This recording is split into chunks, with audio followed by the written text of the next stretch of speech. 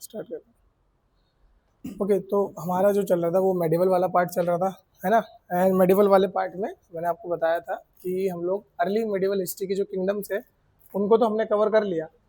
अब हमारा जो मेन फोकस रहेगा that is on the Muslim invasion and the Delhi सल्तनत। लाइक कि मुस्लिम जब इन्वेजन हुआ इंडिया में, है ना, और इसकी शुरुआत आपका किससे होगी? मोहम्मद बिन कासिम से होगी, ठीक है, मोहम्मद बिन कासिम से होगी। तो बेसिकली ये जो मोहम्मद बिन कासिम है, ये जब इंडिया आए, कौन सी डायनेस्टी से बिलोंग करते थे? जब ये इंडिया आए तो इंडिया में क्या क्या चेंजेस है, दोनों चीज़ आपको याद रखनी है। एक तो चेंजेस क्या क्या है, ठीक है, और जब आप चेंजेस पढ़ने जाओगे तो ये चेंजेस को भी आप 3-4 पैरामीटर्स पे पढ़ोगे। सबसे पहला तो पॉलिटिकल चेंज, ठीक है। सेकेंड आप देखोगे यहाँ पे cultural change. So there are few types of changes that bring in when Mohammed bin Qasim came to India. तो पॉलिटिकल चेंजेस में कैसे पढ़ोगे भाई? पॉलिटिकल चेंजेस में इतना तो समझ आ गया होगा, पॉलिटिकल चेंजेस मीन राजा रजवाड़े जो होते थे, किंगडम्स में क्या चेंज आया। और कल्चर में जब आप देखोगे कि पहली बार आपको यहाँ पर देखने को पड़ेगा इन्फ्लुएंस ऑफ पर्शियन कल्चर। पहली बार आपको किसका, कौन सा कल्चर का इन्फ्लुएंस देखने को मिलेगा इंडिया में? पर्शियन कल्चर आपको देखने को मिलेगा। अब ये चीज़ की शुरुआत मोहम्मद बिन कासिम कर गया था लगभग कब आके? 1712 एडी में आके। बट इनके बाद भी बहुत सारे लोग आए, ठीक है, तो वही हमें धीरे धीरे देखना है। ये दोनों चीज़ समझ आई कि भाई अगर सिर्फ प्री की बात करेंगे हम तो this is the political arena जो इम्पोर्टेंट होता है, और अगर आप मेंस की बात करोगे तो मेंस में आपका ये भी आ जाता है, ठीक है। तो कंफ्यूजन इसमें, क्योंकि यूजुअली मेंस में इस तरह के सवाल आते हैं जिसमें थोड़ा बहुत आपके पास लिखने को हो। मतलब आई डोंट थिंक सो कि वो आपसे सिर्फ हमेशा कभी भी ये पूछ के अपने आप को सीमित रखेगा कि भाई मोहम्मद बिन कासिम के आने के बाद कौन कौन से राजा चेंज हुए, ठीक है। That would be covered under the क्या बोलते हैं, सिलेबस ऑफ दी। तो बस इतना आपको ध्यान रखना है। ओके, सो विद दिस ये रहा आपका पहला वाला रूलर। ऑल्दो हमने ये वाला कल भी करा था, है ना। जस्ट इसको थोड़ा सा ऊपर से ग्लांस करेंगे, ज़्यादा इसमें डिटेल में नहीं जाएंगे क्योंकि ऑलरेडी हमने कल वाला ये पढ़ लिया था। सो अगेन यहाँ पर मोहम्मद बिन कासिम आया था, फर्स्ट मुस्लिम इन्वेडर था जिसको श्रेय दिया जाता है किस चीज़ को कॉन्कर करने के लिए? सिंध को कैप्चर करने के लिए। इसका रेफरेंस हमें से कहाँ मिलता है? चचनामा। कहाँ से मिलता है इसका रेफरेंस हमें? Chachnama, written by Abu Bakr. Clear? इसका जो पूरा नाम था वो था Muhammad bin Qasim led the invasion under the Umayyad caliphate. तो कौन से खलीफा के अंदर था? उमायद। जैसे इसके बाद आपका मेन कौन आएगा? मोहम्मद गौरी। गौरी कौन सी डायनेस्टी से था? गौरी किससे हुआ करता था? गुरिद, पक्का? यस, ठीक है, तो ये आपको याद रखना है। तो इन्होंने सिंध को इन्वेड किया था एंड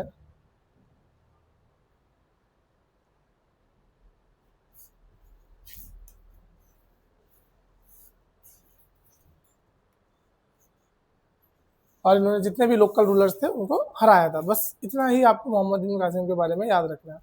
अगला मेड है आपका मोहम्मद महमूद अफ गजनी एंड मोहम्मद गौरी। अब देखो यूजुअली आपके पास लिखने को बहुत सारा होता है, मैंने यहाँ पे 2-3 पॉइंट लिखे हैं, बट एडिशनल पॉइंट मैं आपको साथ साथ बताता चलूँगा। आई होप मैंने आपको मोहम्मद गौरी और महमूद गजनी के कल ही बता दिए होंगे। भाई मोहम्मद गौरी के बारे में तो, सॉरी गजनी के बारे में तो ये कहा जाता है he invaded India for the 17 times, ठीक है। कितनी बार इन्होंने इन्वेड किया था? 17 बार इन्होंने इंडिया को इन्वेड किया था। एंड ड्यूरिंग दी 17 मतलब लगभग 17 बार इन्वेड करने के बाद ही प्लॉन्डर्ड इट लॉट ऑफ टाइम। मतलब मोस्टली ये किस लिए आते थे India?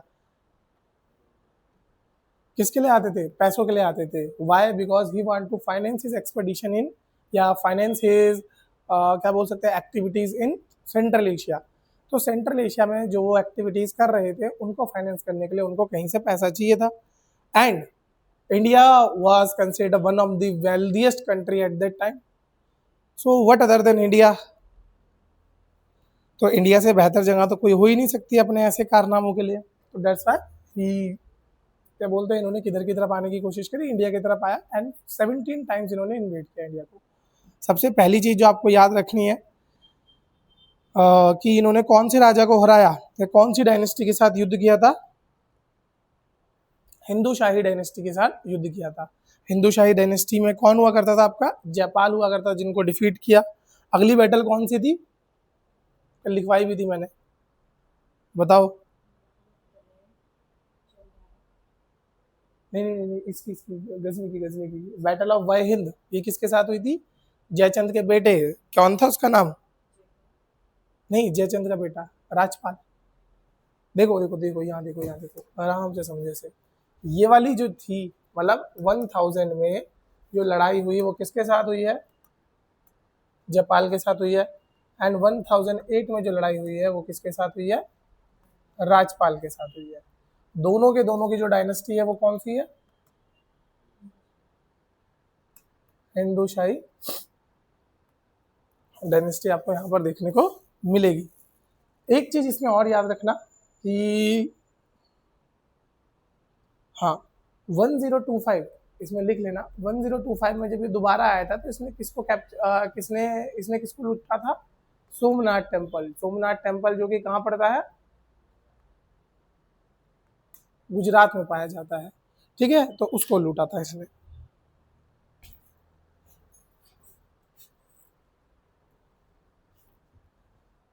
And last, one of the last expeditions में इन्होंने क्या किया था? किसको हराया था? 1027 में ही डिफीटेड जाट्स। तो ये कुछ चीजें हैं जो आपको याद रखनी है। दीज आर दी क्रोनोलॉजी, जो याद रख जाए तो बहुत बढ़िया है ना। उसके साथ साथ अच्छा, एक चीज थी जो हमने वैसे तो पहले तो डिस्कस कर चुके हैं हम कल, बट यहाँ भी जब कर ही रहे हैं तो इसको एक बार और दोबारा देख लेते हैं। ये जो मोहम्मद बिन कासिम है, इसके टाइम पे आपको एक इम्पॉर्टेंट कर देखने को मिलेगा। कौन सा कर हुआ करता था वो? यस, जजिया कर, ठीक है। तो यहाँ पर कौन सा कर आपको देखने को मिलेगा? जजिया कर। और ये मैंने बताया भी था कि इंडिया में सबसे पहली बार जजिया कर लगाने वाला व्यक्ति कौन था? मोहम्मद बिन कासिम ही हुआ करता था। ठीक है जी, ये क्लियर हुआ सबको? चलो, फिर इसके और कौन कौन सी बैटल थी? एक बैटल ऑफ थानेसर लिखवाया था मैंने कल आपको, बैटल ऑफ थानेसर। नहीं लिखा? लिखवाया था ना, चलो ठीक। हाँ चलो, वो ठीक, वो याद है तो बेस्ट है। अब आ जाओ, देखो मोहम्मद गौरी। अगेन मोहम्मद गौरी जो बिलोंग करता था वो कौन सी डायनेस्टी से बिलोंग करता था?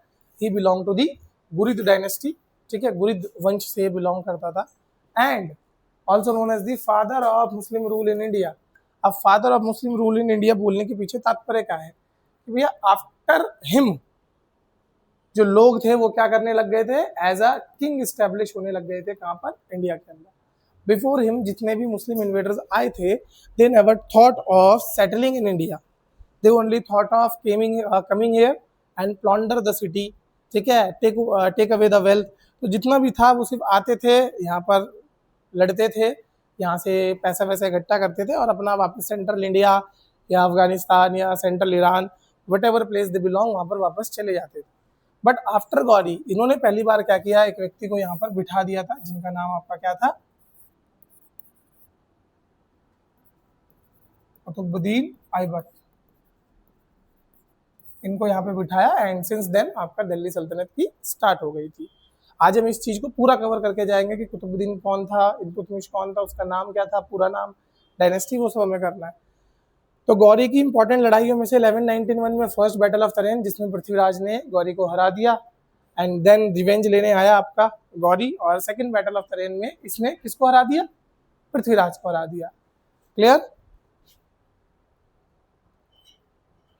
और कोई इंपॉर्टेंट चीज हुई थी इनके कार्यकाल में, बताओ। हाँ भाई, और कोई इंपॉर्टेंट चीज?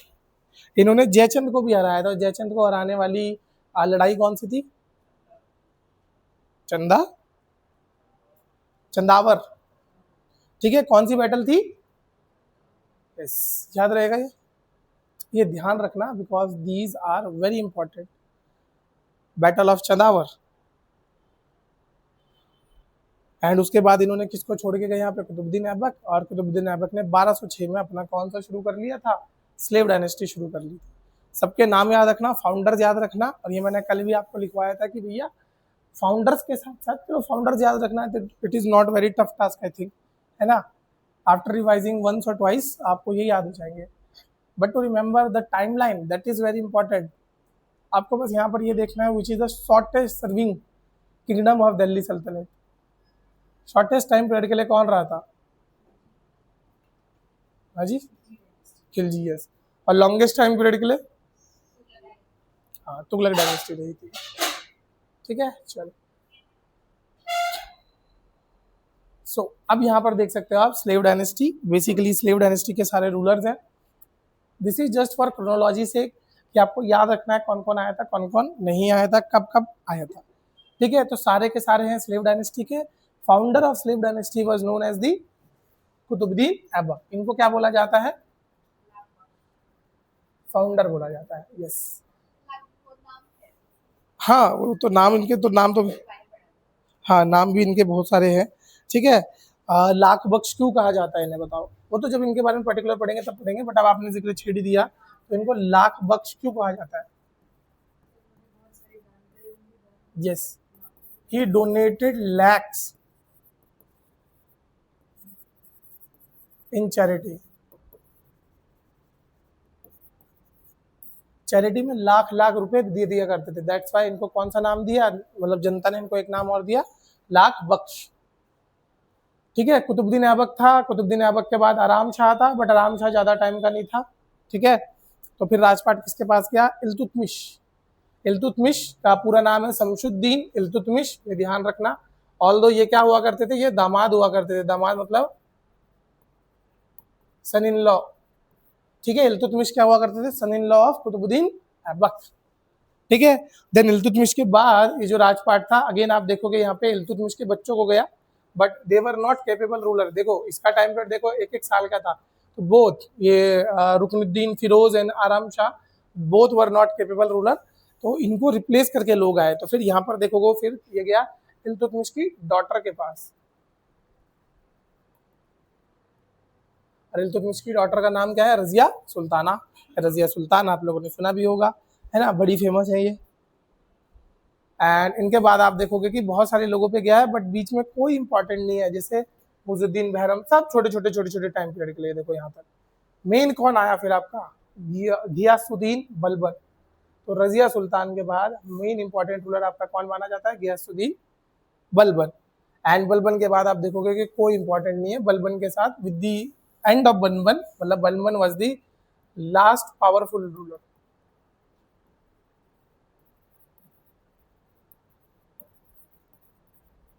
अगर आपसे कभी पूछे last powerful ruler of slave कौन था आपका? घियासुद्दीन बलबन। ठीक है, ये आप लोग ध्यान रखना। So these are the timeline. Timeline clear हुई सबको? किसी को कोई कंफ्यूजन पीछे तक? पक्का? साथ साथ चलते रहोगे तो फिर तो कंफ्यूजन नहीं आएगा। हाँ, बीच में गायब हो गए या बीच में कुछ भी गायब हुआ, आप लोगों का ध्यान भटका, तो फिर सारी चीज़ें गायब हो जाएंगी, वहीं से क्रोनोलॉजी ठीक जाएगी। चलो, कुतुबुद्दीन ऐबक की बात कर लेते हैं यहाँ पे। एक सेकेंड, कुतुबुद्दीन ऐबक के पास इधर रजिया सुल्तान कैसे आ गया? अरे इल्तुतमिश ही हटा दिया। चलो इल्तुतमिश अलग से लिखवा दूंगा मैं आपको।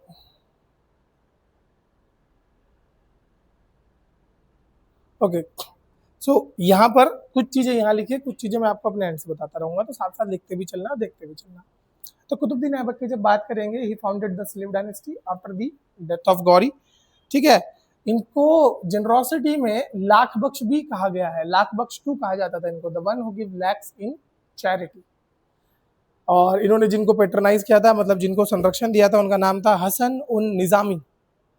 ठीक है, हसन उन निजामी करके एक व्यक्ति होता था जिन्हें ये पैटर्नेज देते थे। पैटर्नेज देने का मतलब पता ही होगा आपको, क्या होता है पैटर्नेज देने का मतलब? यस, जिनको संरक्षण दिया जाता। क्लियर?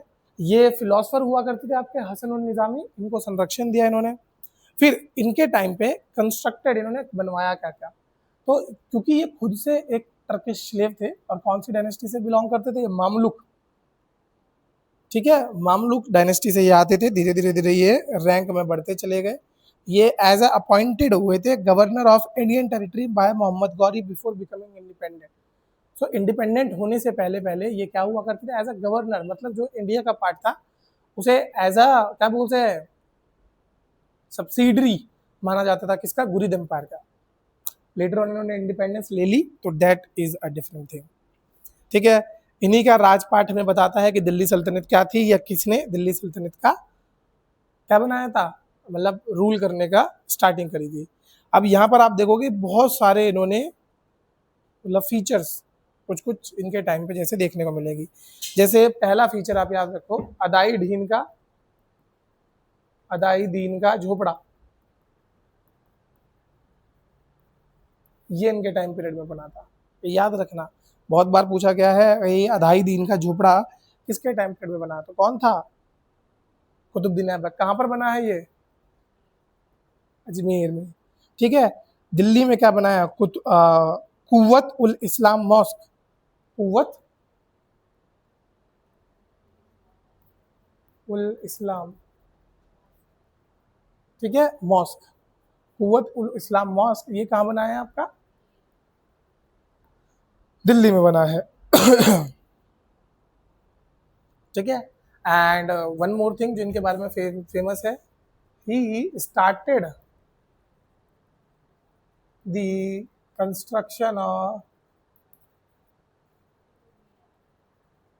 कुतुब मीनार। ठीक है, he just started it, finish किसने किया था, फिरोज शाह तुगलक ने। वो तो रिपेयर किया था ना उन्होंने, मतलब एक ही बारी में जो बन के खत्म कर दिया था। इल्तुतमिश था पक्का।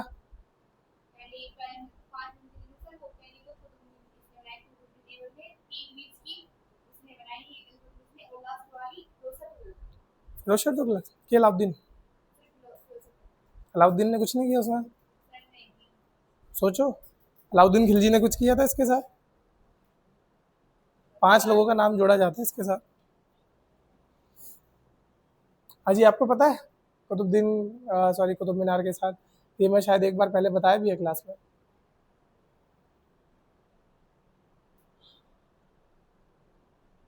पांचवी मंजिल किसने खड़ी करी, चौथी मंजिल तक कौन ले गया था, बिजली गिरने पे किसने रिपेयर कराया।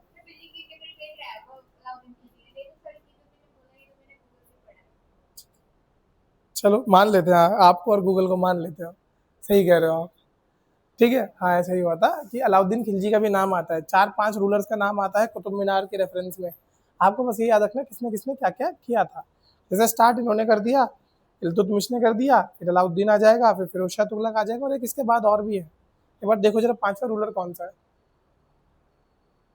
अच्छा, तो आपको ये याद रखना है कि जो कुतुब मीनार है ये किसके नाम पे रखा गया, ये भी मैंने आपको बताया। हाँ हाँ, तो वही तो पूछ रहा हूँ किसके नाम पे रखा गया, मैं सवाल तो ये है। यस, क्या थे ये, कोई जनरल थे, कोई कुछ थे। Yes, Qutbuddin Bakhtiyar, and it was a coincidence or it was a very good plan कि बच्चों को, उनको पता था कुतुबुद्दीन ऐबक को कि कभी इंडिया में यूपीएससी की प्रिपरेशन होगी, है ना, और कुतुब मीनार के बारे में पढ़ाया जाएगा। तो मैं एक काम करता हूँ, किसी ऐसे इंसान से इंस्पायर करता हूँ जिसका नाम मेरे जैसा लगे और बच्चे कंफ्यूज हो जाए, है ना। आधी दुनिया को, 90% दुनिया को लगे कि कुतुब मीनार किसके नाम पे बनाया गया, कुतुबुद्दीन ऐबक के नाम पे। चलो ये क्लियर हुआ सबको, हाँ जी हो गया। अरे हाँ ना तो बोल दिया करो। ही डाइड वाइल प्लेइंग पोलो, क्या खेलते हुए मर गया था, इसी को क्या बोलता जाता है तब, चौगन। हाँ चौगन बोला जाता था इस गेम को, हम इंग्लिश में पोलो बोलते हैं और हिंदी में चौगन बोलते हैं। ठीक है, नहीं हिंदी में चौगन बोलते हैं। पता है सबको पोलो क्या होता है, कैसे खेला जाता है, खेला है किसी ने। इट इज लाइक अमीरों के कंचे, क्योंकि होता तो वैसे ही कुछ है ना, वो बॉल को एक ही जगह जाके गिरना पड़ता है। चलो, सो ये हो गया। नेक्स्ट हमें देखना है किसके बारे में, now we have to talk about the Iltutmish. ठीक है,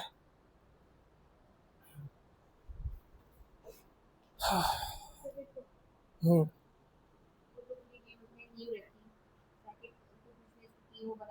हम्म, 5वीं, और इसने क्या किया, ये इन्होंने मीनार में कोई निर्माण नहीं किया, फिर भी इसे परिसर से जुड़े हैं, वो उनका नाम जुड़ता है लेकिन इसमें, हाँ तो क्यों जुड़ा है वही तो पूछना है। क्योंकि इन्होंने कुतुब परिसर के विस्तार की योजना बनाई और एक बहुत बड़ी अलाई मीनार का निर्माण कराया गया। अलाई मीनार भी थी और उसमें बिजली गिरने पे सही भी होता अधूरी रह गई। हम्म, यही है, परिसर से जुड़ा हुआ ना इन्हें विस्तार का ठीक है। अच्छा आपको एक चीज़ बोलूँ, गूगल पे ज़्यादा भरोसा मत करा करो, बहुत सारे वेरिंग फैक्ट है। गूगल इज लाइक विकिपीडिया, कोई भी कुछ भी डाल सकता है गूगल पे।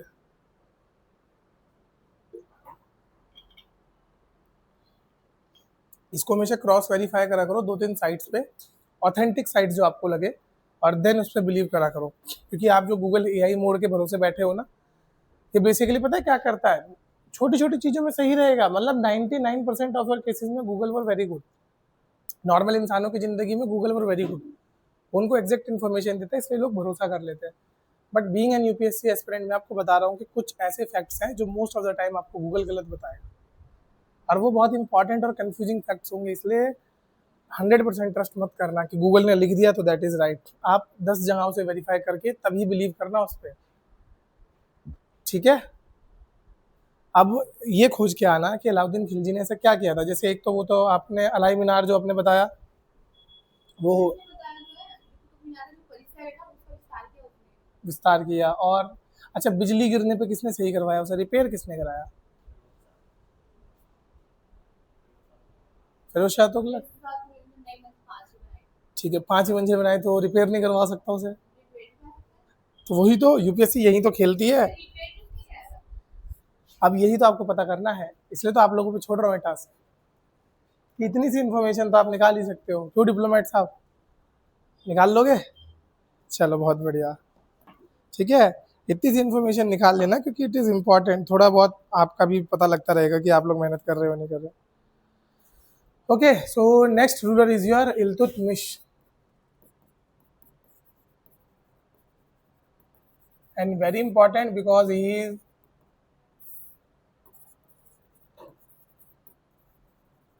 son-in-law of Abak, ठीक है। he belong to तिलबारी डायनेस्टी, ठीक है। जैसे मैंने आपको बताया वो किससे बिलोंग करते थे भाई,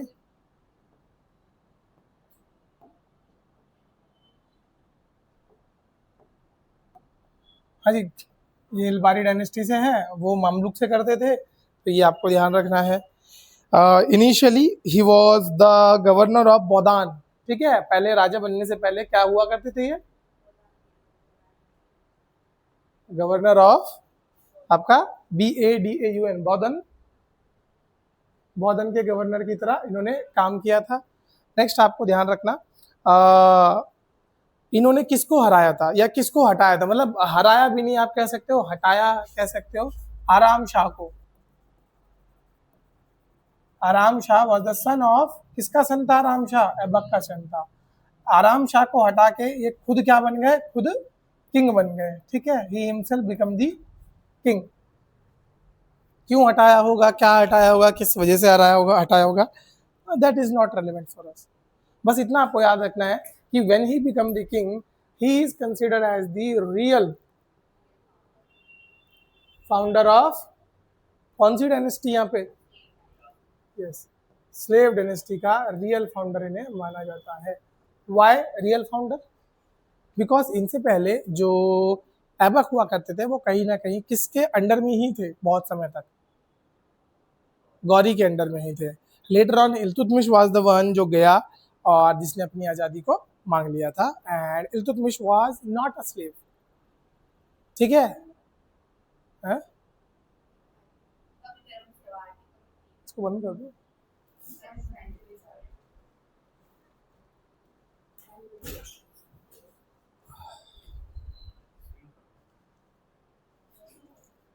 रिंग कर दूं, वेरी गुड।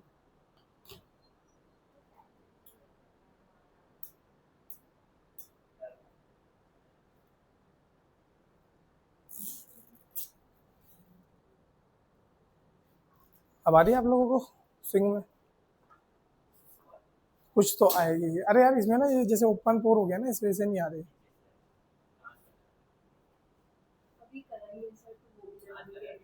अच्छा है गर्मी।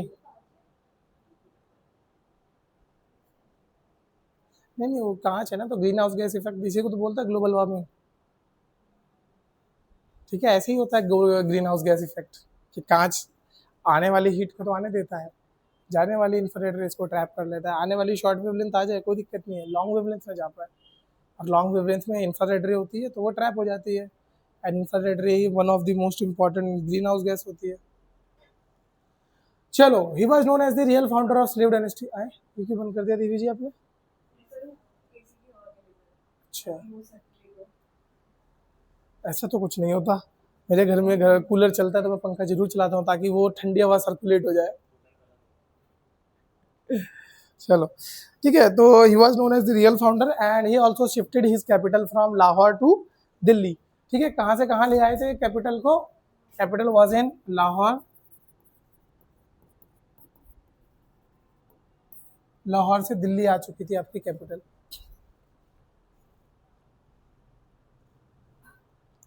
साथ साथ इनके टाइम पे इन्होंने एक चीज को स्टार्ट किया, दैट इज कॉल्ड योर इक्ता। सुना है किसी ने इक्ता सिस्टम? पढ़ा तो होगा आप में से किसी ना किसी ने इक्ता। हाँ, वेरी गुड। और कैश सैलरी मिलती थी इसमें, इक्ता में? was given cash or given kinds, land, particular territory, territory दी जाती थी। और उनके पास क्या क्या पावर हुआ करती थी? है, उनकी अपनी सेना रहेगी। और हाँ जी, पीछे आपको पता है इक्ता क्या होता है? इक्तादार क्या होते हैं? इक्ता सिस्टम क्या होता है? गुड, फौजदार रहेगा। सो बेसिकली ठीक है, इन टाइम पीरियड में इन्होंने क्या किया कि यार हमारे जो ऑफिसर्स हैं उनको हम कैश में पे ना करके will give them a certain part of land और certain part of territory, and this particular territory will come under the iqta holder. जो इक्ता होल्डर है, जो इक्तेदार है, ठीक है, उसके अंडर रहेगी। अब वो जो इक्तेदार है वो वहाँ की सेना भी बना के रखेगा। ठीक है, जो राजा है उसको पैटर्नेज भी देगा, मतलब राजा को टाइम टू टाइम टैक्स भी देगा। और क्या करेगा, जबकि जब भी राजा उसे बुलाएगा तो ही एक्सेप्ट दी सुजरनिटी ऑफ किंग, मतलब ये है राजा के अंडर ही, बट वो जो लैंड है उसको वो अपने हिसाब से रूल कर रहा है। क्लियर? जिसमें से वो टैक्स लेगा, साथ साथ टैक्स लेने के मतलब वजह से वो प्रोटेक्शन देगा लोगों को, और वहाँ के जितने भी मुद्दे हैं उनको सबको सॉल्व भी कौन करेगा? वो इक्ता होल्डर ही करेगा। तो he was like a autonomous king at that time. Autonomous king मतलब कि जो अपने पर्टिकुलर एरिया में पूर्ण तरीके से कार्य करने के लिए स्वतंत्र था। उसको किसी चीज़ के लिए रोका नहीं जाएगा, किसी चीज़ के लिए टोका नहीं जाएगा, है ना। बस उसको ये बोला जाएगा कि जब भाई हमें पैसे चाहिए होंगे, only that time you give us money, है ना। जैसे राजा को पैसे चाहिए, आप पैसे भेज देना। इफ राजा लड़ाई कर रहा है तो आप अपनी सेना भेज देना। क्लियर? ये क्यों किया गया? ताकि जो ऑफिशियल्स है उनको फील हो कि हाँ भाई वो कुछ कर रहे हैं, ठीक है, उनका पार्ट है यहाँ पे। सो जो लैंड इन्हें दे दी जाती थी उसे भी इक्ता लैंड बोला जाने लग गया। तो whatever the land comes under the iqtadar will be considered as कैसी land? Iqta land. So now there are two type of land in India. ठीक है, एट दैट टाइम दो तरह की लैंड आपकी मेन हुआ करती थी। First is your khalisa. Khalisa land किसकी हुआ करती थी? यस, ठीक है, land but reserve for state. ठीक है, स्टेट की जो लैंड हुआ करती थी। एंड दूसरी होती है इक्ता लैंड, जो किसकी होती थी? इक्तादार की हुआ करती थी। क्लियर? दोनों को क्या हुआ करता था? दोनों को यहाँ पे हक था कि अपने अपनी जगहों से क्या निकलवा सके, वो टैक्स निकलवा सके। नेक्स्ट आप देखोगे यहाँ पे इन्होंने कौन कौन से कॉइन इशू किए। तो सिल्वर में टंका और कॉपर का जित्तल। दोनों के नाम याद रखना कि जो सिल्वर कॉइन था उसका क्या नाम होगा? सिल्वर को क्या बोलते थे हम? टंका। और कॉपर को जित्तल बोला करते थे। ठीक है, और इन्होंने ही एक नई चीज बनाई थी जिसे बोला गया है तुजुके चलंगी।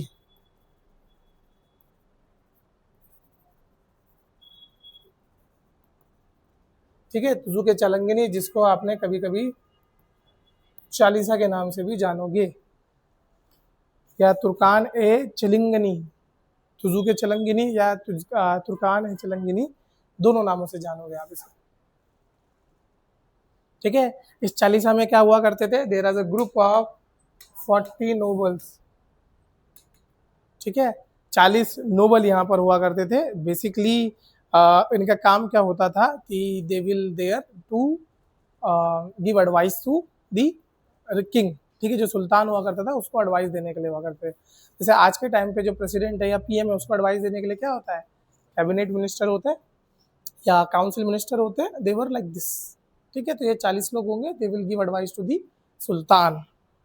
एंड ये सब पेट्रनाइज करते थे मिनहाज उस सिराज। ठीक है, लिख लो, दे पेट्रनाइज मिनहाज, मिनहाज MINHAJ, मिनहाज उस सिराज।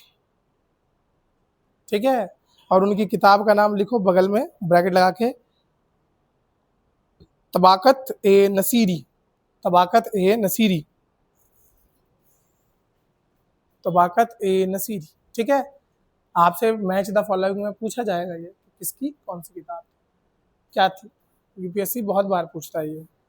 ठीक है, चला ही देता हूँ यार, हो जाओ, चला दूँ, गर्मी होगी बहुत ज़्यादा एकदम। Okay, so this was about the Iltutmish. हाँ, लास्ट चीज जो इसमें रह गई, that is he completed the construction of Qutub Minar which was started by the Qutubuddin Aibak. ठीक है, सो बस ये आपको चीजें याद रखनी है। हो गया ये सबका? इसमें से कोई चीज पूछनी है, लिखनी है तो बता दो, पक्का? Okay, so then we'll go to the Razia Sultana. Razia Sultana was the first Muslim ruler of Indian subcontinent. He was nominated as the successor of Iltutmish. किसकी तरह माना गया है? She is the successor of Iltutmish. Iltutmish के बाद जो सुल्तान बनी, that was या Razia Sultana. But because of the tussle and the war between Chalisa and Razia Sultana, the Chalisa या the nobles, कि उन्होंने किसको बिठा दिया, उन्होंने रुकनुद्दीन, अब देखो यहाँ पे रुकनुद्दीन को 1236 में थ्रोन पे बिठा दिया। She removed Ruknuddin and claim the throne again. ठीक है, इन्होंने किसको हटाया, हाँ, she removed the Ruknuddin and again sit on the, यहाँ पे लिख लेते हैं साइड में, हमें जगह मिल जाएगी। She removed Ruknuddin and claim the throne. He was या she was opposed by the whole चलिंगा, जित भी चलिंगा हुआ करती थी वो इसके अपोजिशन में थी। ठीक है, तो इसको लिखते रहो साथ साथ। First female Muslim ruler of Indian subcontinent, second आप लिख ही देना कि nominated as a successor of Iltutmish.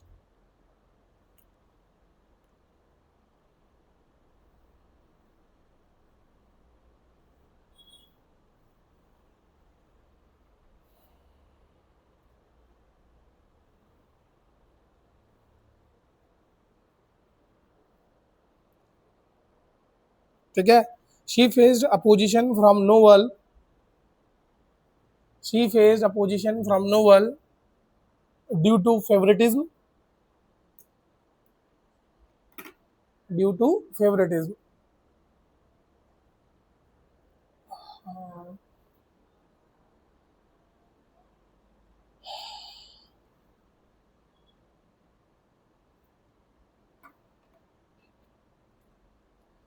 Clear, favouritism की वजह से नोबल्स की अपोजिशन में थी। साथ साथ शी हेल्ड या she is gone through various revolt. इसके कार्यकाल में बहुत सारे जो गवर्नर थे उन्होंने रिवोल्ट किया। किस किसने किया, लिख लो।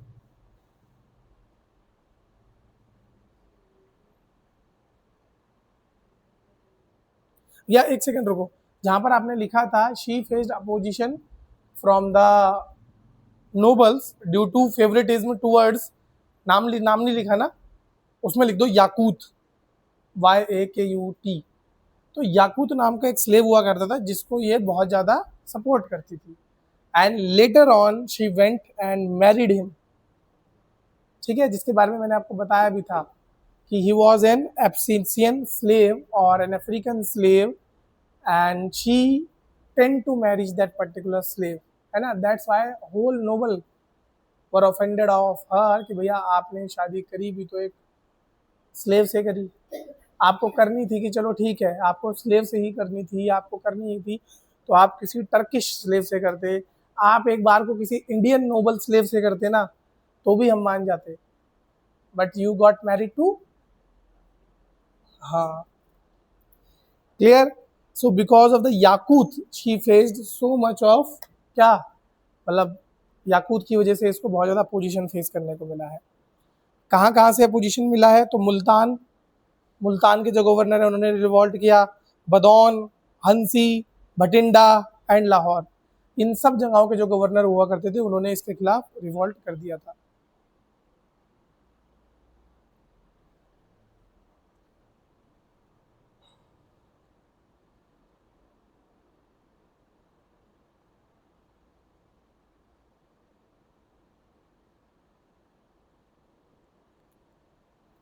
इसमें नेक्स्ट पॉइंट लिखना, अल्तूनिया, ALTUNIA, अल्तूनिया, नाम याद रखना बहुत इंपॉर्टेंट है। अल्तूनिया ब्रैकेट में लिखना the governor of Bathinda, Altunia the governor of Bathinda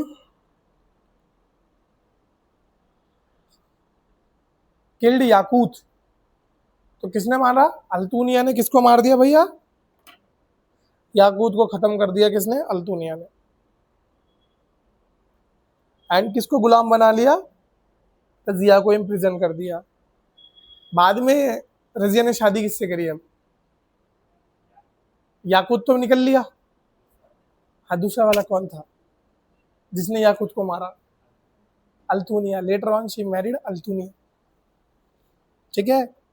and assassinated near Kaithal Haryana in 1240, she was assassinated near Kaithal.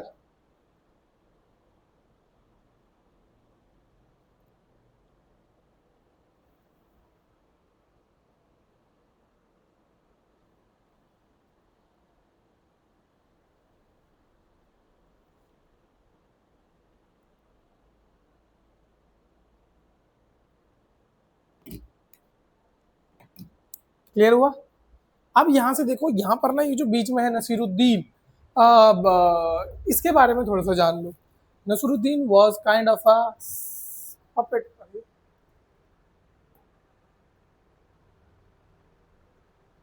हाँ, he was kind of a puppet ruler. Puppet ruler का मतलब पता है आपको क्या होता है, पपेट रूलर? हाँ जी देवी जी।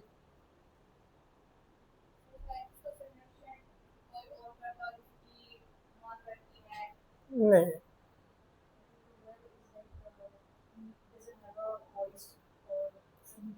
मतलब he is just a symbolic, ठीक है, ही सिंबल के लिए, because he belong to the royal family, that's why he become the king, but he do not have actual powers. Why he do not have actual power? Because for being king he need continuous support of his nobles, and after Razia there was a conflict among the nobles, like now who will become our sultan। ठीक है भाई, अब दिल्ली सल्तनत इतना बड़ा साम्राज्य है, उसका सुल्तान बनेगा कौन? So at that time there was a person name Balban, ठीक है, ही इज वेरी प्रोमिनेंट। जो बलबन हुआ करता था उसका बहुत ज्यादा सिक्का चलता था, आप ये कह सकते हो कि अमंग नोबल, या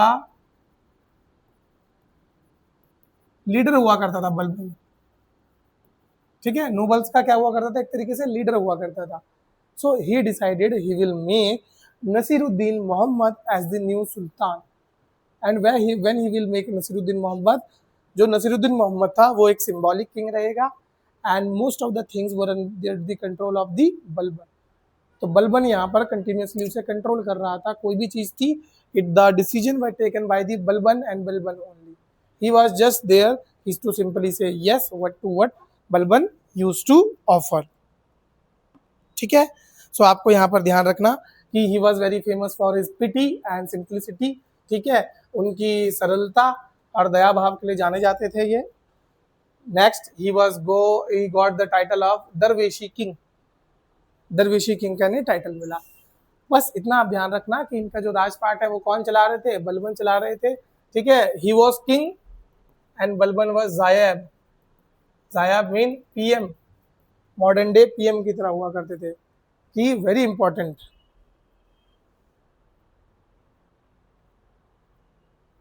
एक सेकंड, जायब लिख दिया क्या मैंने, नायाब लिखना इसको, नायाब, ही इज नायाब, क्लियर, याद रहेगा ये।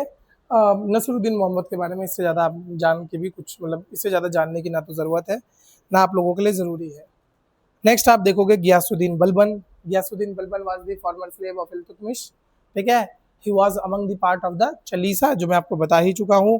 When he become the king और when he become the sultan, he assume the title of Zille Ilahi, ठीक है। Zille Ilahi means the person who resembles the shadow of God, कि I am here as the shadow of God, I am here as the one amongst the God, जो आपके लिए आया है, and I will be uplift you, ठीक है। तो he will consider himself as the Zillahi shadow of God. अब he was the originally he was the part of Chalisa. When he became sultan, the first thing he did is to destroy Chalisa. So during his time he destroyed complete Chalisa, क्योंकि उसे पता था कि he was once a part of that group and वो group किस तरीके से operate करता है।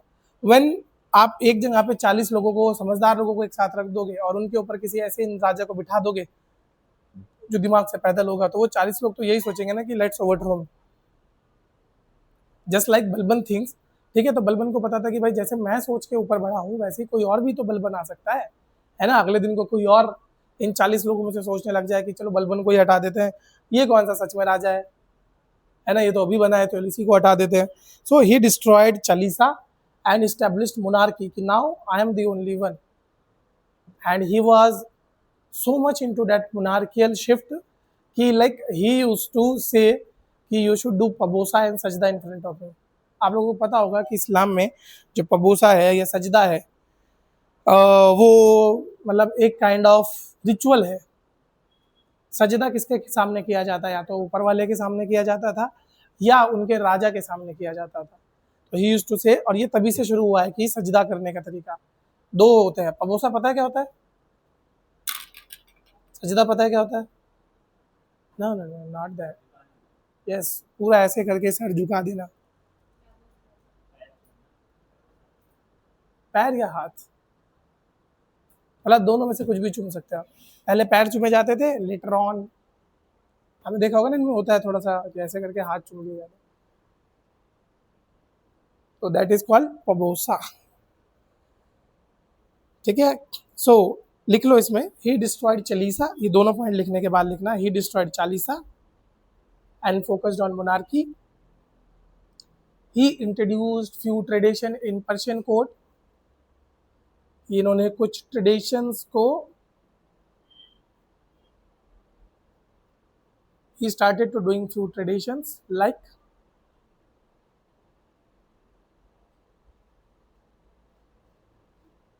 first tradition he did of sajda,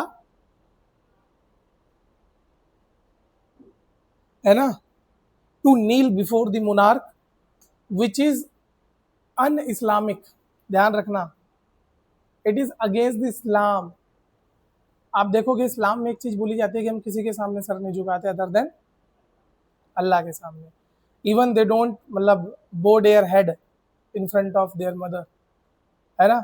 जैसे इंडिया मतलब जो हिंदू कल्चर होता है, हिंदू कल्चर में क्या होता है कि अपनी माँ के एटलीस्ट तो कोई कितना ही गया गुजरा होगा वो माँ के सामने तो सर झुकाता ही झुकाता है ना। इधर पे इस्लाम में नहीं माना जाता, सर झुकाना is considered as very wrong, कि अगर आपको बो डाउन करना ही है तो only in front of the God, ठीक है, नन अदर देन गॉड। आप किसी के सामने बो डाउन नहीं करोगे।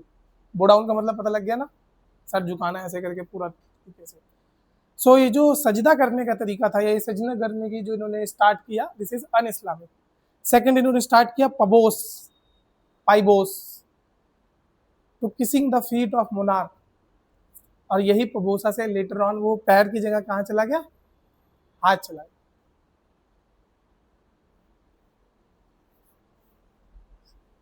लिख लिया पाइबोस, पबोसा भी बोलते हैं, पाइबोस भी बोलते हैं, PIBOS, पाइबोस।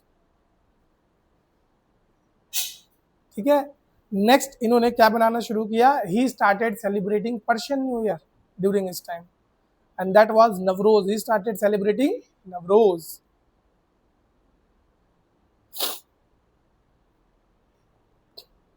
ठीक है, क्या स्टार्ट किया उन्होंने सेलिब्रेट किया, नवरोज। सेकेंड, ही स्टैब्लिश्ड दीवाने अरिज, लिख लो उसको, दीवान ए अर्ज या अरिज, जहां अर्ज लिखोगे ना ARZ स्लैश करके ARIZ भी लिख देना, अर्ज या अर्ज। ही स्टैब्लिश्ड अ डिपार्टमेंट कॉल्ड दीवाने अर्ज, ब्रैकेट में लिखना मिलिट्री डिपार्टमेंट।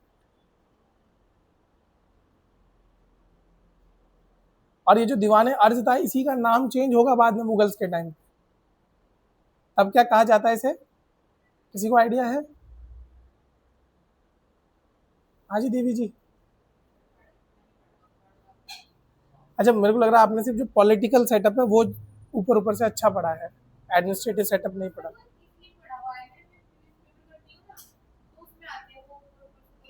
हाँ हाँ, देखो अगर आप वन लाइनर वाले जो एग्जामिनेशन में जा रहे हो तो वहाँ तो पॉलिटिकल से ज़्यादा आता है, जो वही मैं आपको बोल रहा था कि बस नाम नाम नाम याद रख लो। हाँ तो नहीं नहीं, कोचिंग तो नहीं, वो वैसे बुक्स वगैरह से तो पढ़ाई होगा।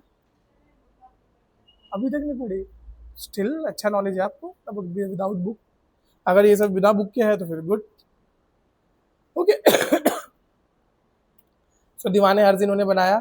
ठीक है, he stand intelligence by deploying spies, इन्होंने अपने इंटेलिजेंस को थोड़ा सा स्मार्ट किया था बाय डिप्लॉइंग स्पाइस। ठीक है, किनको भेज के, स्पाइस क्या होता है, गुप्तचर, बहुत सालों बाद सुना गुप्तचर,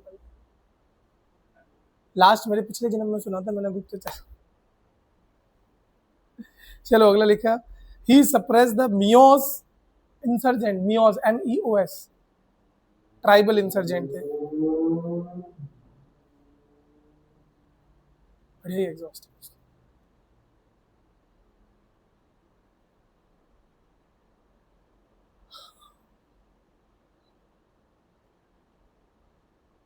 ठीक है, he introduced a new type of gold coin called dirham, dirham DIRHM, dirham, middle east में से कंट्री की करेंसी है दिरहम। नहीं नहीं, सेम नहीं है, बस नाम सेम है ना। It was a pure coincidence कि आप दिरहम और दिरहम सेम। कहाँ की है दिरहम, है सऊदी अरब की, UAE की क्या है?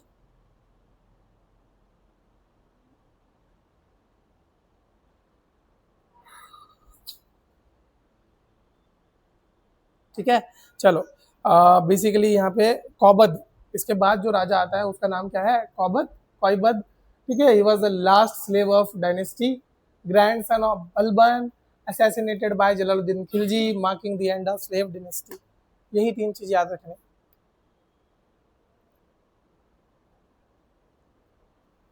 ठीक है, और इसके अलावा कुछ याद नहीं रखना, nothing you should remember other than this. दूर पूरा।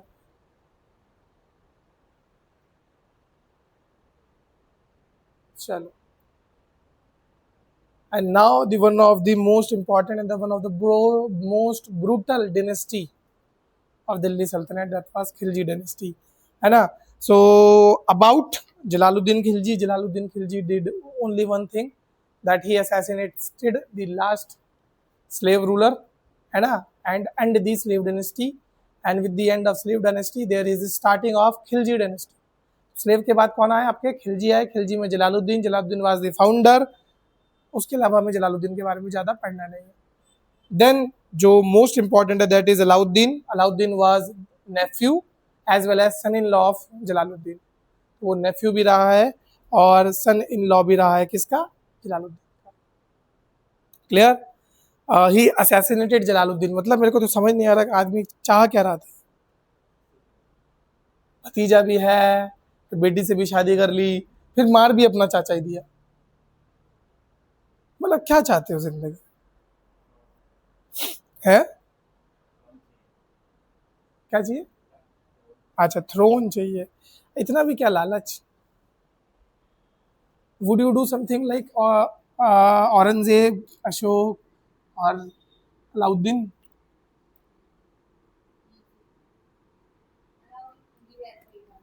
हाँ, तो मैं वही तो पूछना, क्या आप इनकी तरह भी कुछ करोगे कभी?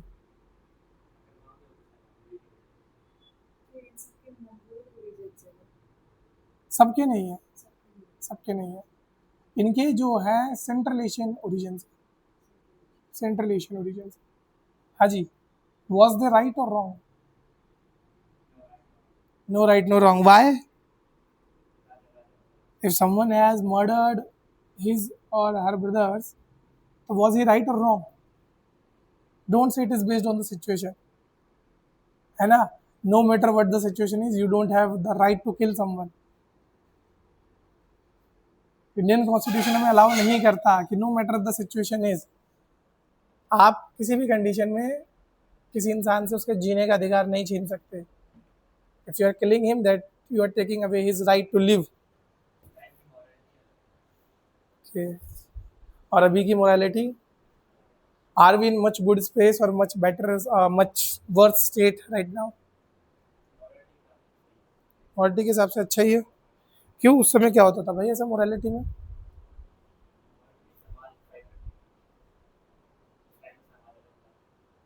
तो वो समाज कैसा था? अरे अलग था, बट किस टाइप का समाज था? मतलब दे डोंट बिलीव कि भैया killing someone is a bad thing, है ना? क्या ब्राह्मण? अच्छा, ब्रह्म हत्या बस पाप माना जाता था, अदर देन दैट इनमें कहाँ से ब्राह्मण आ गए भाई? ये तो किसी को नहीं छोड़ देते। अच्छा, ये अलग है, चलो बहुत बड़ी, वेरी गुड। सो बस इतना आप लोगों को ध्यान रखना है यहाँ पे। Alauddin Khilji, there were various name that was given to Alauddin Khilji. One of the name is, मतलब ओरिजिनल नेम है अली गुरशाप, ठीक है? ओरिजिनल नेम आप लिख लो, क्या नाम है उनका original name? Ali Gurshap. But title इन्हें कौन से मिला है? सिकंदर ए सानी। कोई पूछे कि भैया मध्यकालीन भारत में सिकंदर ए सानी के तख्त से या सिकंदर ए सानी के टाइटल से किसे नवाजा गया है? That is Alauddin Khilji. सिकंदर ए सानी का मतलब होता है द सेकंड अलेक्जेंडर, ठीक है? He was the among the secular ruler, मतलब ऐसा हिस्टोरियंस बोल रहे हैं, although you can believe it और you can not, it is up to you, है ना? हिस्टोरियंस के हिसाब से इन्होंने रिलीजन और पॉलिटिक्स को अलग रखा। अब वो हो भी सकता है और नहीं भी हो सकता, ठीक है? मतलब इनका ऐसा नहीं था कि अगर कोई मुस्लिम रूलर है तो उसको छोड़ दो और कोई हिंदू रूलर है तो उसको मार दो। इनको बस अपने पॉलिटिक्स से मतलब था, इनको बस ज़्यादा से ज़्यादा एरिया कैप्चर करने से मतलब था। तभी आप देखोगे at the same time when Alauddin Khilji was ruling and he ruled for only I think 20 years, आप देखोगे तो सिर्फ 20 साल राज किया है, पर 20 साल में इसने कितनी ज़्यादा डायनेस्टीज के नाक में दम किया था, वेदर इट इज़ परमार, प्रतिहार और सोलंकी, ठीक है, राष्ट्रकूट, इन सब के, वेस्टर्न चालुक्य, सबके नाक में दम करके गया था ये। सबकी जो डिक्लाइन हुआ है वो किसकी वजह से हुआ था? खिलजी की वजह से हुआ था। या तो इसका जनरल आयने, क्या था वो, आयने मुल्क, आयने मुल्क पढ़ा था कि क्या था? हाँ, हाँ शायद, ठीक है। तो मलिक काफूर की वजह से हो चाहे किसी की वजह से भी हो, ठीक है। He proclaimed kingship knows no kingship. इसके हिसाब से राजशाही की कोई राजशाही नहीं होती, मतलब ये किसी और राजा को नहीं जानते कि पूरा सिर्फ एक ही राजा होगा, that is your Alauddin Khilji, ठीक है। इन्होंने कुछ इंपॉर्टेंट चीजें स्टार्ट करी, जैसे दाग, ब्रांडिंग ऑफ हॉर्सेस। इनके टाइम पे जो हॉर्सेस थे उनमें ब्रांडिंग होना शुरू हुआ कि भैया किसके टाइम के हैं, क्या है, कौन सी नस्ल के लिए है, किन चीज़ों के लिए है। दूसरा, चेहरा, डिस्क्रिप्टिव रोल ऑफ सोल्जर्स। जो सोल्जर्स था उनको पूरा का पूरा एक पर्टिकुलर बताया जाएगा कि दिस इज योर रोल। अगला आता है क्रिएटेड द पोस्ट ऑफ क्या है, मुस्ताक खरज फॉर रेवेन्यू कलेक्शन। ठीक है, मुस्ताज खरज फॉर, अब यहाँ देखो मिलिट्री कॉन्क्वेस्ट इन्होंने कहाँ कहाँ किया है, कहाँ कहाँ तक लेके गए हैं, कहाँ कहाँ तक लड़ाई करी है। तो देखो गुजरात में पहुंचा ये भाई साहब, रणथंबोर, मेवाड़, मालवा, जलौर। साउथ इंडिया में कौन गया, Malik Kafur, Yadav of Devagiri, Kakatiya of Warangal, Hoysalas of Dwarasamudra, Pandyas of Madurai. इतनी जगहों पे जाके इन्होंने लड़ाई करी है। और जो लास्ट के 4 है ना, ये एज इट इज एग्जाम में आए हुए हैं। जो मैं बताता हूँ ना, 6 एम्पायर्स के बारे में पूछा था, and they asked them to arrange them chronologically. ये क्लियर रहेगा? हाँ जी, यहाँ तक समझ आया? नेक्स्ट इंपॉर्टेंट थिंग इज जो ऑर्डिनेंस निकाले थे बस इसको देख लो। आज अलाउद्दीन खिलजी खत्म करेंगे, उसके बाद हम जो तुगलक है वो कल से शुरू करेंगे। ठीक है, चलो फटाफट देख लो इसके मेजर ऑर्डिनेंस क्या निकाले थे। इन्होंने किस चीज को कॉन्फिस्केट कर दिया था, जो भी रिलीजियस एंडाउमेंट दी जाती थी, and free grant of land, मतलब धर्म के नाम पे जो भी फ्री में दिया जाता था उसको बंद कर दिया इन्होंने। और जो भी चीज़ दी गई थी उसको क्या कर दिया कि भैया धर्म के नाम पे कोई भी चीज़ फ्री में नहीं दी जाएगी। अगर पास्ट में किसी ने दी भी है तो उसको अब कौन ले लेगा, वो किसके अंडर आ जाएगी, वो राजा के अंडर आ जाएगी। ठीक है, तो इन चीज़ों से देखने से तो लगता है कि यस ही क्लियरली उन्होंने क्या किया है, स्टेट को और पॉलिटिक्स को अलग अलग रखा है, सॉरी स्टेट को और रिलीजन को अलग अलग रखा है। इन्होंने जो स्पाई सिस्टम था उसको रीऑर्गेनाइज करा, साथ साथ वाइन के कंजप्शन पे बैन लगाया। ठीक है, याद रखना ये पूछा जाता है कि ये किसके टाइम पीरियड में हुआ था।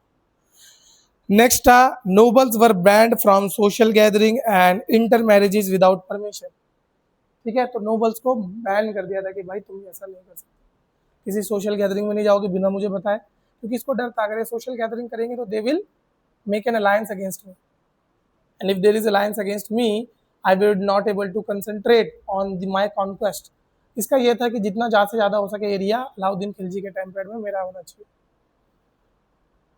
ओके, नेक्स्ट इसका मोस्ट था कि भैया जितने भी नोबल्स थे उनकी ताकत को कव कर दो ताकि कोई रेबिलियन हो ही ना पाए। और ये क्यों देखने को मिला, क्योंकि इसने अपने चाचा को देखा, भाई उसने कितनी प्लानिंग प्लॉटिंग करी मारने के लिए। उससे पहले इसने, क्योंकि ऐसा नहीं है कि भैया ये आया और एकदम फुदक के राजा बन गया, he was a Nobel during the time of slave dynasty. तो उसने देखा है कि भैया कितनी प्लानिंग प्लॉटिंग होती है, किस तरीके से रिवॉल्ट होता है, किस तरीके से लोग क्या होते हैं प्लान करते हैं, और वो सब कहाँ होता है, ऐसे सोशल गैदरिंग्स में ही होता है। नेक्स्ट इंपॉर्टेंट चीज जो उन्होंने करी थी दैट इज मार्केट रिफॉर्म। ठीक है, इनको सैलरी नहीं बढ़ानी थी अपने किसके सोल्जर्स की, तो इन्होंने क्या वो करा कि ठीक है आपकी सैलरी जितनी है फिक्स रहेगी। इन्होंने प्राइजेस को भी फिक्स्ड कर दिया, now the prices of the market was also fixed. तो सभी कमोडिटीज की जो कॉस्ट है उसको फिक्स्ड कर दिया। मार्केट को 3 चीजों में डिवाइड कर दिया, पहला मंडी, दूसरा सरे अदल, और तीसरा मार्केट फॉर स्लेव्स। मंडी किस चीज के लिए हुआ करता था, फूड ग्रेन्स के लिए और सब्सिडरी शॉप्स के लिए। सरे अदल हुआ करता था लग्जरी आइटम्स के लिए। आपके नोट्स में लिखा हुआ ये, लिख लो इसे साथ साथ।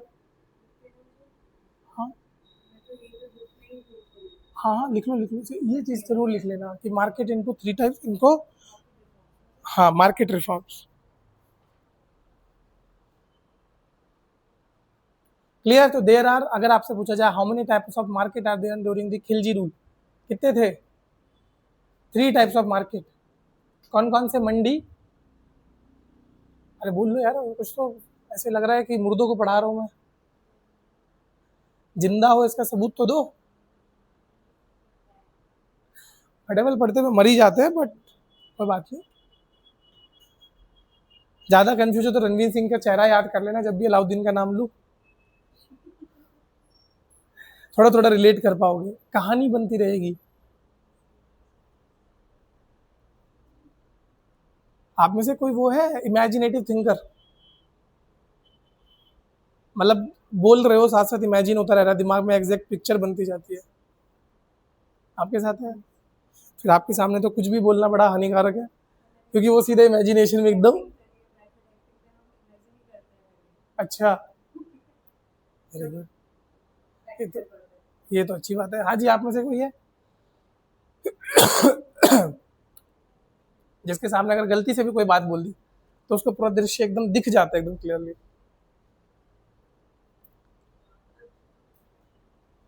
हाँ जी, ऐसा नहीं होता? आपको नहीं होता imagine?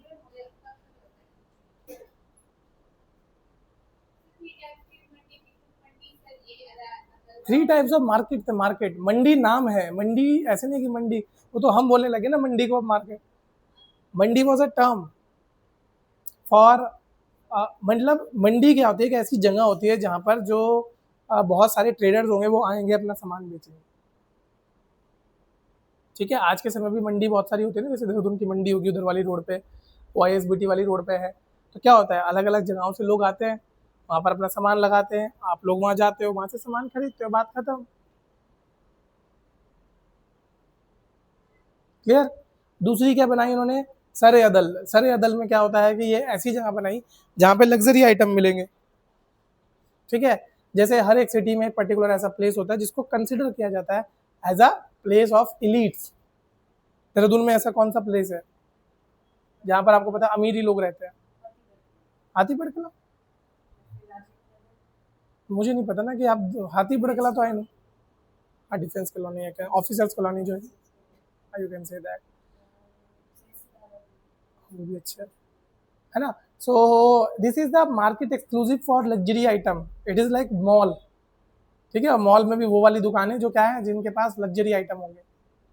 And last is your market for slaves, horse and cattle, जहाँ पे घोड़े घोड़े घड़े खच्चर के खरीदे जाएंगे, और उसके साथ साथ इंसान है। तीन टाइप की हो गई देवी जी, तीनों एक एक है। ठीक है, अगला लिखो, अब ये पॉइंट आपको लिखना होगा। हाँ, लिखना ही पड़ेगा आपको। Each market was controlled by a high officer called Shahana,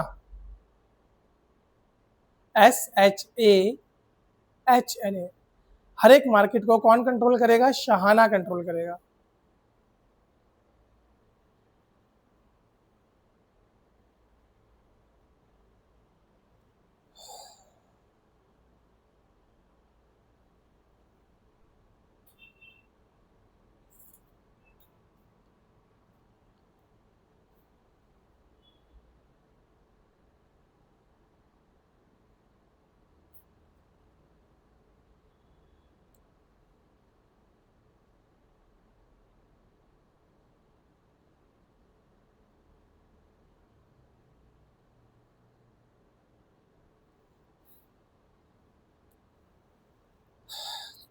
दो दिन से सोया नहीं होना ढंग से, और रोज सुबह 5 बजे सो रहा हूँ, तो अभी सर घूम रहा है। मतलब मैं अब जाके फील कर पा रहा हूँ कि बुढ़ापा आ गया मेरे पे।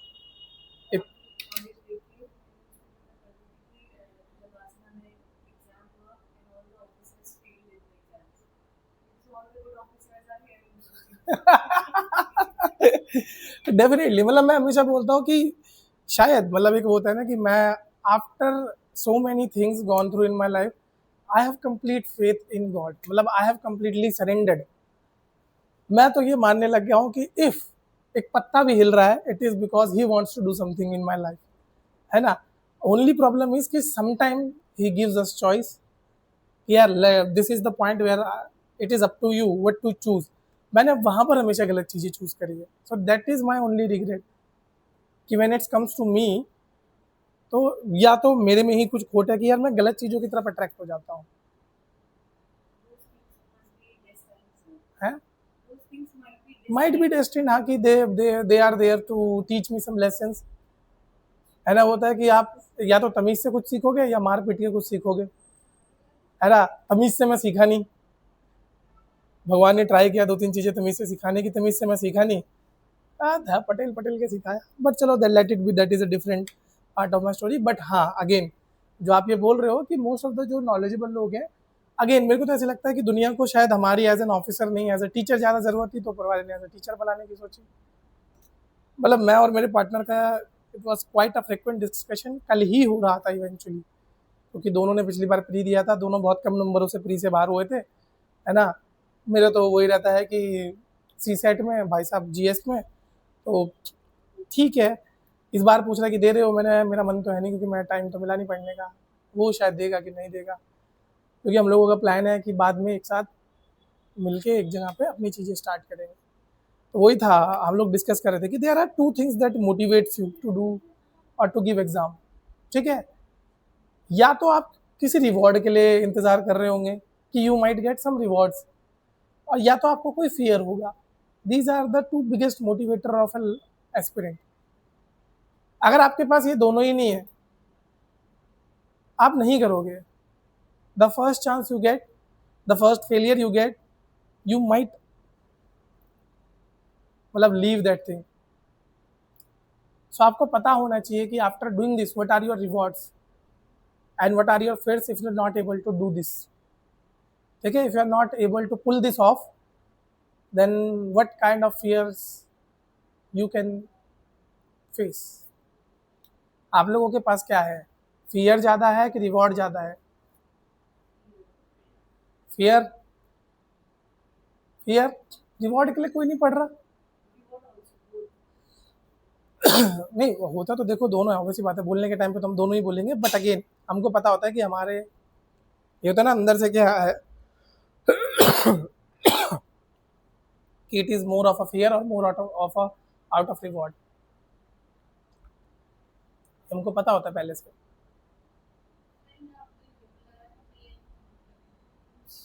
क्यों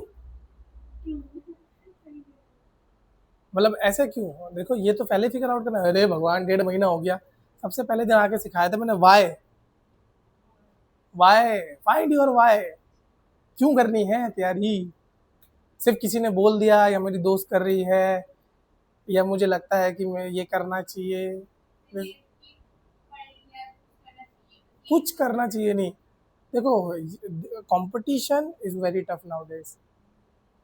कुछ करना चाहिए वाला ज़माना गया, यही करना था वाला ज़माना है। यहाँ करना यही है, समझ रहे हो? क्योंकि कंपटीशन आप देखोगे बहुत टफ हो चुका है इस टाइम पे। And after Covid, after Jio, competition 10x का 20x से बढ़ा है। मैं आपको लिख के दे सकता हूँ, मजाक की बात नहीं। कोविड के बाद जब हम लोग एग्ज़ाम देने गए, मतलब पहला एग्ज़ाम मेरा हुआ था 4 अक्टूबर को, 4 अक्टूबर 2020, एंड सेकंड जो 2021 का हुआ था that is on the 10th of October 2021। And अगर आप देखोगे 9 अक्टूबर को मेरे दोस्त की बहन की शादी थी। मेरा इतना अच्छा दोस्त, बचपन से पढ़ रहे हैं, और मैं गया था उसकी बहन की शादी में।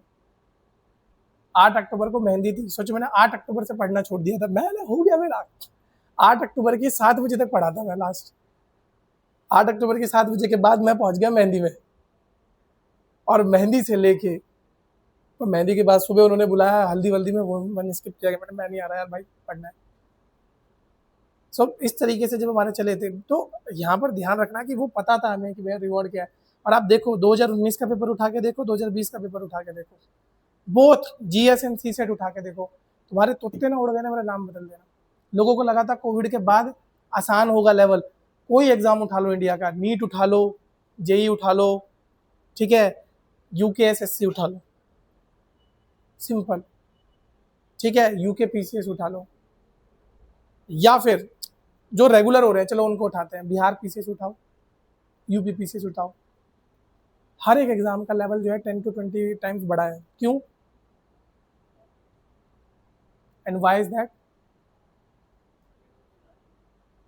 कोविड, जो लॉकडाउन लगा ना बेटा, लॉकडाउन ने बहुतों की जिंदगी बर्बाद करी है, नो डाउट। बट लॉकडाउन में सिंपल एक सोचा गया कि भैया तुम लोगों के पास टाइम था, पढ़ना चाहते थे पढ़ लेते। अगर आपको ऐसा एक टाइम मिल जाए कि आपको कोई 6 महीने तक कुछ बोले ना, घर से बाहर निकलने के लिए ना बोले, कहीं जाने के लिए ना बोले, और आपको बस एक ही काम करना है, उठना है, खाना है, पढ़ना है, सोना है, तब भी आप नहीं पढ़ रहे हो, तो दैट इज योर लॉस ना। आप देखना जाके, अगर आपको मेरी बातें मजाक लग रही है तो देखना जाके।